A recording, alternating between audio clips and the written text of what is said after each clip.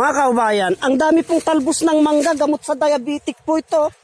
Talbos ng mangga, kukuha po ako ng talbos ng mangga at ulamin ko po, gamot sa diabetic. Yan po, ang dami oh.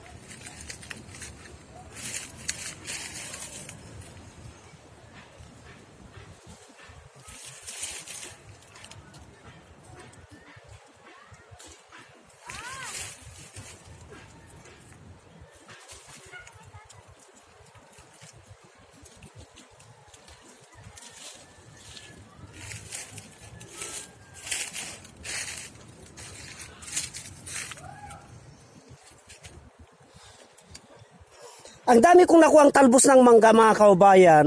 Itong talbos ng mangga na ito, ay ulamin ko po ito, gamot po sa diabetic ito. Matagal ko nang ipinalabas ito, mga kaubayan, na ito po ay gamot sa diabetic. Ito, kaya tabayanan nyo po ang kasunod na videos nito, yung actual na pagkain ko po nito.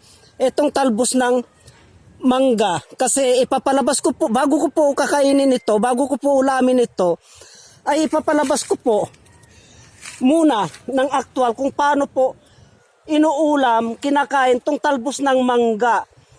Masarap na ulam na, gamot pa po sa diabetic ito, itong talbos ng mangga. Wala po masama kung subukan po ninyo, paki-share po ang videos na ito para malaman po ng ating mga kaubayan ang kahalagaan ng talbos ng mangga na panggamot sa mga karamdaman.